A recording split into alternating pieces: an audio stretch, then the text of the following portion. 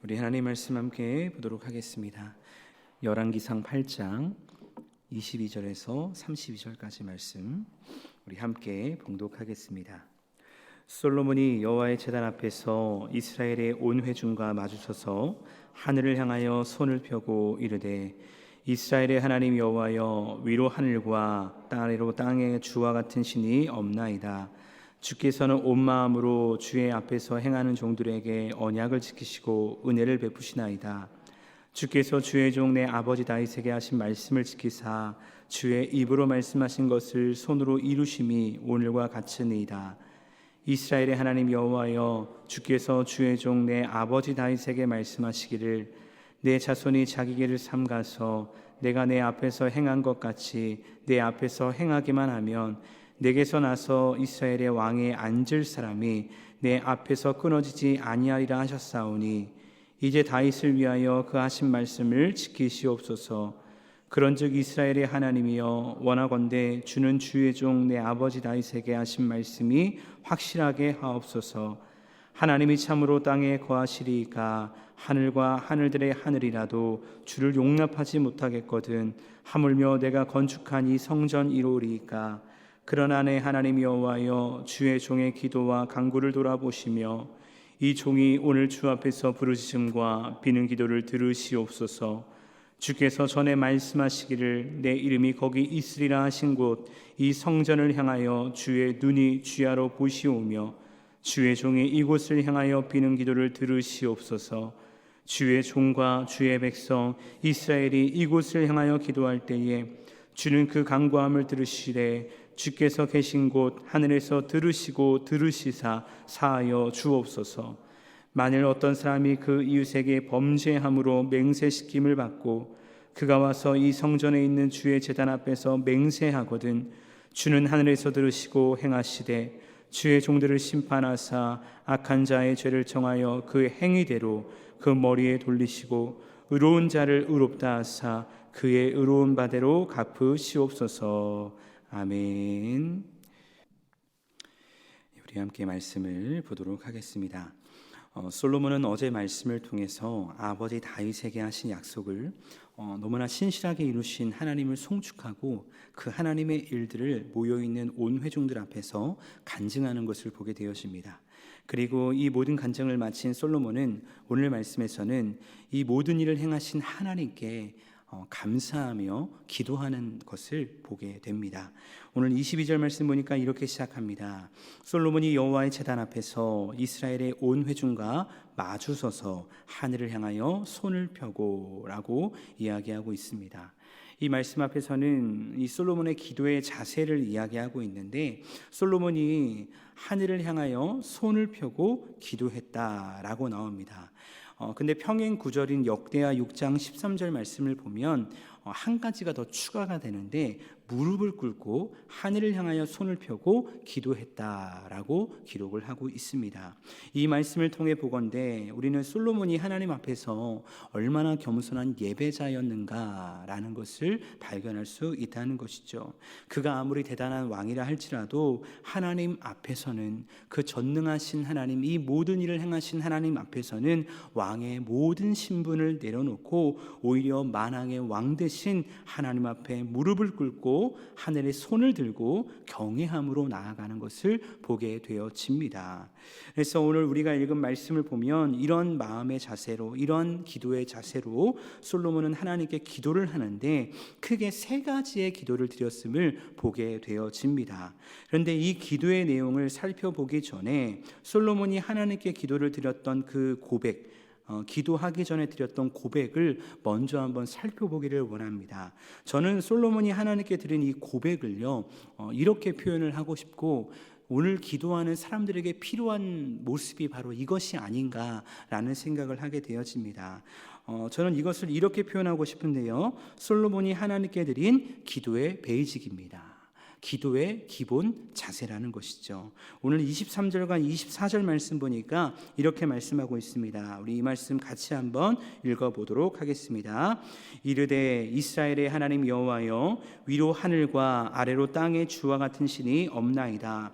주께서는 온 마음으로 주의 앞에서 행하는 종들에게 언약을 지키시고 은혜를 베푸시나이다.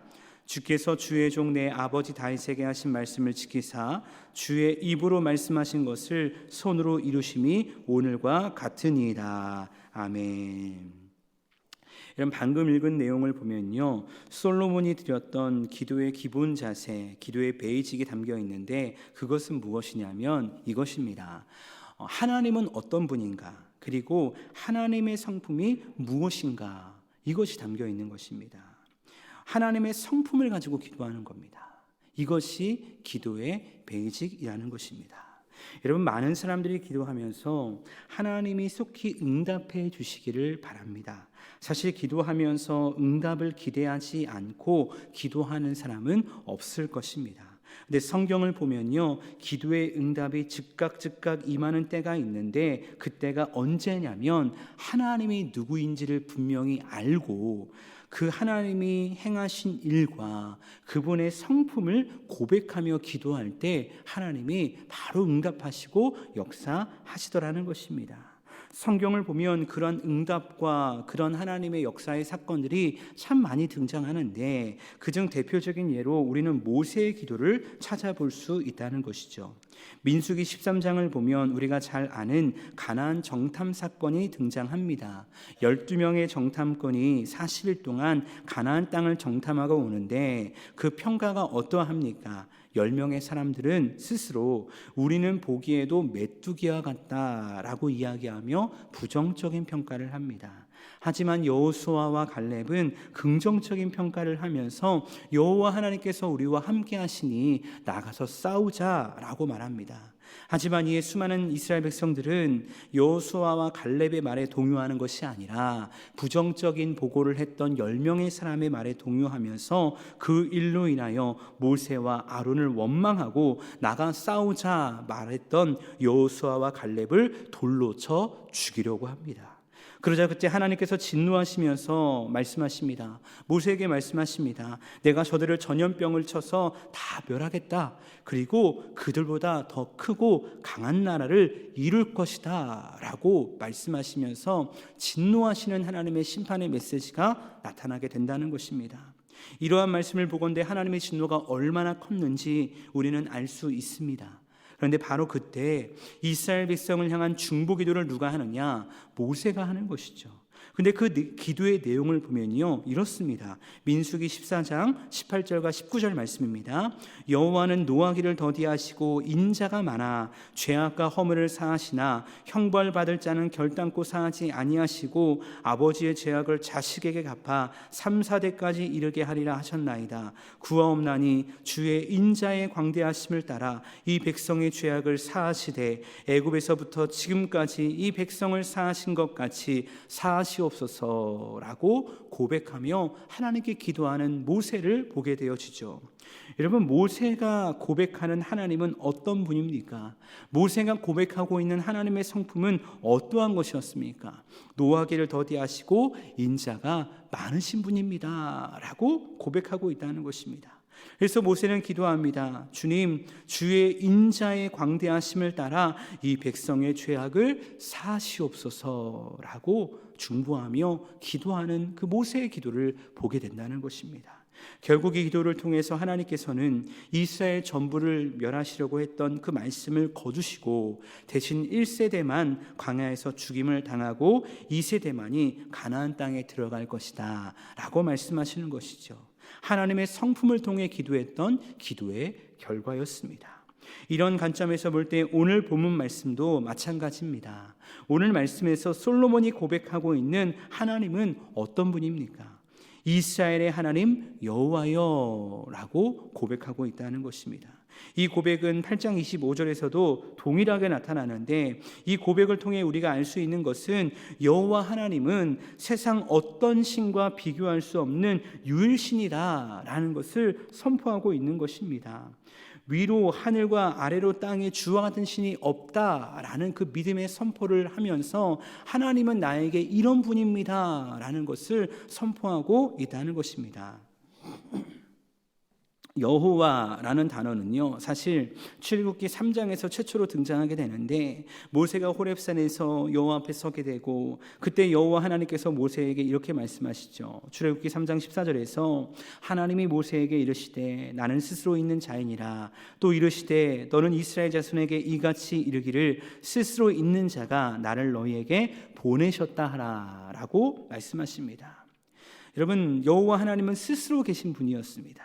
그분은 그분의 능력으로 충만하시고 그분의 능력으로 전능하신 분이었다는 것입니다. 근데 그분을 찬양하며 그분을 고백하고 있다는 것이죠. 그러면 이렇게 스스로 계신 여호와 하나님께서 그분의 성품으로 어떠한 일을 이루시는 분인가? 오늘 말씀을 보니까 두 가지를 말씀하고 있는데, 첫 번째는 이렇게 고백합니다. 언약을 지키시는 분입니다 라고 고백하고 있다는 것입니다. 23절 말씀 보니까 언약을 지키시고 라고 말씀하시거든요. 여기서 말하는 언약이라 함은 작게 보면 다윗에게 약속하셨던 성전 건축 사건으로 볼 수 있지만, 큰 관점으로 본다면 이미 오래전 아브라함을 통해 언약하신 그 언약을 말하는 것입니다. 창세기 17장 16절 말씀을 보면 하나님의 천사가 사라를 향해 이러한 예언을 합니다. 내가 그에게 복을 주어 그가 내게 아들을 낳아주게 하며 내가 그에게 복을 주어 그를 여러 민족의 어머니가 되게 하리니 민족의 여러 왕이 그에게서 나리라 라고 말씀하십니다. 이미 아브라함 때에 민족의 왕이 날 것이다 라는 그 약속의 말씀을 주셨다는 것이죠. 그렇게 사실 이 언약의 시작은 다윗이 아니라 아브라함이라는 것입니다. 하나님은 아브라함의 후손을 통해 왕을 주실 것을 말씀하셨는데, 이 언약의 확장이 또 어디서 일어나냐면 창세기 49장 10절에서 야곱의 유언을 통해 나타납니다. 규가 유다를 떠나지 아니하며 통차의 지팡이가 그 발 사이에서 떠나지 아니하시기를 실로가 오시기까지 이르리니 그에게 모든 백성이 복종하리로다 라고 말씀하시거든요. 그래서 이 말씀을 통해 아브라함의 후손이었던 야곱의 12아들 중 유다의 자손을 통해서 이 언약이 이루어질 것이다 라는 언약이 확장되어지면서 선포되고 있다는 것입니다. 근데 이 언약이 드디어 이루어진 것이죠. 그래서 솔로몬은 기도하면서 이 언약을 지키시는 하나님의 성품을 노래하고 찬양하며 기도하며 나아가고 있었다는 것입니다. 그리고 두 번째로는 은혜를 베푸시는 그 하나님의 성품을 찬양하고 노래하는 것이죠. 동일하게 23절 보니까 은혜를 베푸시나이다 라고 말씀하고 있습니다. 여기서 말하는 은혜란 어떤 은혜일까요? 저는 이 은혜 안에는요, 두 가지의 내용이 내포되어 있다라고 생각이 되었습니다. 그것은 지켜주시고 용서해 주시는 은혜입니다. 첫 번째가 지켜주시는 은혜고요, 두 번째가 용서해 주시는 은혜입니다. 사실 여러분, 아브라함 때부터 아버지 다윗의 때까지 정말 이렇게 지켜주시고 용서해 주시는 그 은혜가 없었더라면 어떻게 되었을까요? 이스라엘이라는 민족 자체는 이미 벌써 사라지고 말았을 것입니다. 새로운 민족이 세워질 수 있었을 것입니다. 새로운 민족이 세워진들 그 민족은 오래 갈 수 있었을까요? 오래 가지 못했을 것입니다. 결국은 그 때마다 지키시고 용서해 주시는 그 하나님의 은혜가 부어졌기 때문에 정말 이 민족이, 언약이 지켜지는 하나님의 놀라운 사랑과 은혜를 경험하게 됐다는 것이죠. 그래서 솔로몬은 내가 믿는 하나님이 어떤 분인지 분명히 알고 있었고 그 하나님의 성품과 하나님이 행하신 일들을 찬양하면서 이 기도의 배직을 가지고 오늘 말씀 가운데 이제 기도하며 나아가는 것입니다. 그러면 솔로몬이 오늘 말씀을 통해 기도했던 그 내용이 무엇이냐?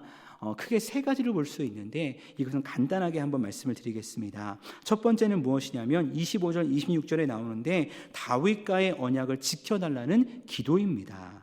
25절 말씀에 이렇게 말씀하고 있습니다. 이스라엘의 하나님 여호와여, 주께서 주의 종 내 아버지 다윗에게 말씀하시기를 내 자손이 자기 길을 삼가서 내가 내 앞에서 행한 것 같이 내 앞에서 행하기만 하면 내게서 나서 이스라엘의 왕위에 앉을 사람이 내 앞에서 끊어지지 아니하리라 하셨사오니 이제 다윗을 위하여 그 하신 말씀을 지키시옵소서라고 기도하는 것입니다. 방금 말씀드렸던 것처럼 다윗과 하셨던 그 언약, 왕위가 끊어지지 않는 하나님의 축복을 우리 민족에게, 이 왕권에게 허락하여 달라는 그 기도를 하고 있는 것입니다. 사실 이 약속의 말씀은 사무엘하 7장에서 하나님께서 다윗에게 친히 하셨던 약속의 말씀이었습니다. 근데 다시 한번 솔로몬이 이 약속의 말씀을 의지하며 내 아버지 다윗에게 말씀하신 약속을 이루어 달라는 그 기도를 하고 있는 것입니다. 그래서 하나님을 경외하고 하나님을 의지하는 그 가문을 통하여, 우리 가문을 통하여 이 나라와 민족을 지켜달라는 그 기도를 하는 것이죠. 두 번째는 27절과 30절 말씀에 나오는데, 이곳이라는 것은 성전인데 이곳에서 하는 간구에 응답해 달라는 기도였습니다. 30절 말씀 보니까 이렇게 말씀하고 있습니다. 주의 종과 주의 백성 이스라엘이 이곳을 향하여 기도할 때에 주는 그 간구함을 들으시되 주께서 계신 곳 하늘에서 들으시고 들으시사 사하여 주옵소서라고 말씀하고 있습니다. 이 기도를 하는 이유는 무엇이냐? 이제 온 이스라엘 백성들이 이 성전을 중심으로 하나님을 믿는 생활을 하게 될 텐데, 그들이 성전을 향하여 기도할 때 그 기도에 응답해 달라는 그 내용을 보게 되어지는 것입니다.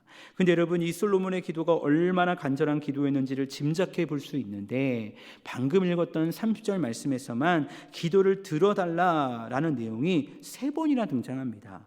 들으시되, 들으시고, 들으시사라고 하면서 정말 이 기도의 응답에 대한 갈망이 얼마나 간절했는지 우리가 이 말씀을 통해 보게 되어지는데, 특별히 무엇을 위해 기도할 때 응답해 달라고 하냐면, 죄를 짓고 이스라엘 백성들이 하나님 앞에 범죄하여 죄를 짓고 용서를 구할 때 그 기도를 들어주십시오, 사해 주십시오 라고 기도하며 나아가는 것입니다. 시간상 다 나눌 수 없지만 사실 이 기도로 인해서요, 그 후손들이, 남유다 백성들이 얼마나 많은 회복을 경험했습니까? 얼마나 많은 구원을 경험했습니까? 그 은혜가 바로 여기서부터 시작이 되었다는 것, 우리는 알게 되어진다는 것입니다. 그리고 마지막으로 31절과 32절에서는요, 정의로운 재판이 시행되는 곳이 되게 해달라고 기도하고 있는 것입니다. 사실 31절에서 오늘 본문은 아니지만 내일과 주일까지의 본문이지만 51절까지의 말씀을 보면 그 후손들이 처할 7가지 상황 가운데 그때마다 응답해 달라는 솔로몬의 기도를 보게 됩니다.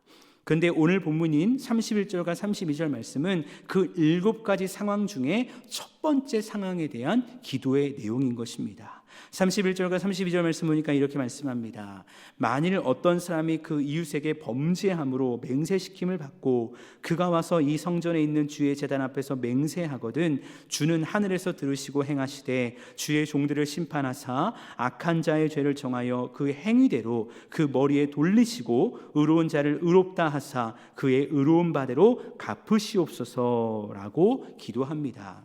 이게 무슨 말씀이냐면, 이스라엘 공동체 내에서 어떤 사건의 재판을 할 때에 도저히 판결을 내릴 수 없는 사건을 만나면 주의 제단 앞에서 맹세를 하곤 했다고 합니다. 그런데 이 맹세를 통해 하나님께서 친히 재판장이 되어 주십시오라고 기도하는 것입니다. 어떤 재판장이 되어주시냐? 하나님 보실 때 의로운 자의 맹세에는 그 의로움으로 갚아 주옵소서. 그러나 불의한 자의 맹세에는 그 사람의 행한 불의로 갚아달라는 기도를 하고 있는 것입니다. 여러분, 결국 이 3가지의 기도를 통해서 솔로몬은 하나님께 나아가는데, 이 3가지의 내용을 통해 보건대 우리가 무엇을 알 수 있을까요? 앞서 살펴보았던 기도의 베이직을 가지고, 하나님의 성품을 가지고, 하나님 지켜주시옵소서, 용서하여 주시옵소서, 하나님의 긍휼과 하나님의 정의가 나타나는 곳이 되게 하옵소서, 그 하나님의 성품을 가지고 기도하며 간구하며 나아가는 것입니다. 여러분, 오늘 솔로몬이 드린 이 기도의 제목들을 보면서 어떠한 생각을 하게 되냐면, 이런 생각을 하게 됩니다. 먼저 그의 나라와 의를 구하는구나 라는 생각을 하게 되어진다는 것입니다. 어제 한 사랑방 저녁에 신방을 하면서 이런저런 이야기를 나누고 한 자매님에 대한 이야기를 좀 이렇게 사랑방 식구들과 함께 들었습니다. 근데 들어보니까 몇 개월 동안 너무나 어려운 일들이 많았던 거예요. 너무나 힘든 일이 많아서 심적으로 지치고 어렵고 환난을 당하는 상황 가운데 있었죠. 그때 이제 순장님께서 우리 자매님께 기도 제목이 있으면 기도 제목을 얘기해 주십시오 라고 이야기하시는데, 모두가 어떤 것을 생각을 했냐면 그 상황과 환경을 빨리 해결하게 해달라고, 그것을 위해 기도해 달라고 얘기할 줄 알고 있었어요. 그런데 이분이 갑자기 그 기도의 제목을 내는 것이 아니라 남편과 딸이 아직 교회를 안 다니는데 교회 다니게 해달라고, 구원받게 해달라고 그 기도의 제목을 내더라고요. 그 이야기를 들으면서 모두가 놀라는 겁니다. 아니, 지금 상황이 저렇게 힘들고 어려운데 그 상황과 환경에 대한 기도의 제목을 부탁할 줄 알았는데 남편과 딸이 교회 다녔으면 좋겠다, 그 기도 제목을 내는 걸 보면서 저 또한 너무 놀라가지고, 아니 어떻게 이런 기도 제목을 낼 수 있냐, 당연한 기도의 제목인데 지금 그것보다 이것이 먼저 나올 줄 알았는데 우리 자매님 안에 있는 그 하나님의 마음이 얼마나 풍성한지를 너무나 알 것 같다라는 그런 이야기를 나누게 되었거든요. 근데 여러분, 사실 오늘 솔로몬의 기도도 그렇지 않나라는 생각을 하게 됩니다. 이 솔로몬의 기도를 보면서 저는 이런 생각이 듭니다. 먼저 그의 나라와 의를 구하는 기도였구나라는 것을 생각하게 되어진다는 것입니다. 인간적으로 생각하면 기도할 내용이 얼마나 많습니까? 인간적으로 생각하면 내 안위와 내 평화와 내 만족을 위해서 기도할 내용이 얼마나 많습니까? 그동안 수고하고 노력한 거에 대한 보상의 기도 할 수 있지 않을까요? 그런데 솔로몬은요, 그러한 기도를 하지 않는 것입니다. 하나님의 영광을 위하여, 하나님의 성품을 알기에 하늘의 뜻이 이 땅에서 이루어져야 되는 그 기도를 드리고 있는 것을 보게 되어진다는 것입니다. 여러분, 오늘 솔로몬의 기도를 비춰볼 때 오늘 이 새벽 기도하는 우리가 한번 생각해 봤으면 좋겠습니다. 오늘 우리가 하는 기도는 어떤 것인지 생각해 보길 원합니다. 여러분이 고백하고 있는, 여러분이 경험한 하나님은 어떤 분입니까? 여러분, 우리가 하나님을 분명히 알게 되고 하나님의 성품을 분명히 경험하게 되면요, 그 하나님을 노래합니다. 그 하나님을 찬양하게 됩니다. 왜 그럴까요? 하나님이 우리에게 필요한 모든 것을 때에 따라, 시치에 따라 허락하시는 좋으신 분이라는 것을 너무나 잘 알고 있거든요. 그래서 하나님의 마음을 가지고 그 하나님을 찬양하고 하나님의 성품을 노래할 때 하나님의 더 큰 은혜가 우리 가운데 부어짐을 경험하게 되는 것입니다. 그렇게 이 새벽 좀 하나님을 묵상해 봤으면 좋겠습니다. 그저 내가 맹목적으로 알고 있는 하나님이 아니라 정말 나의 삶 가운데 일하셨고 역사하셨던 그 하나님의 성품이 무엇이었는지 생각하고 묵상하며 고백하는 그런 새벽이 되기를 원합니다. 물론 우리가 가지고 나온 수많은 기도의 제목이 있을 줄 압니다. 그런데 하나님께서는요, 여러분이 어떠한 문제와 어려움을 가지고 있는지 이미 다 알고 계시다는 것이죠. 머리털까지 세신 바 되신 하나님께서 두려워하지 마라, 내가 너의 모든 것을 다 한다라고 하나님께서 말씀하신다는 것입니다. 그렇게 오늘 이 새벽 이 시간에 솔로몬처럼 하나님의 성품을 찬양하고 먼저 그의 나라와 의를 구하는 기도의 자리로 나아가 보지 않으시겠습니까?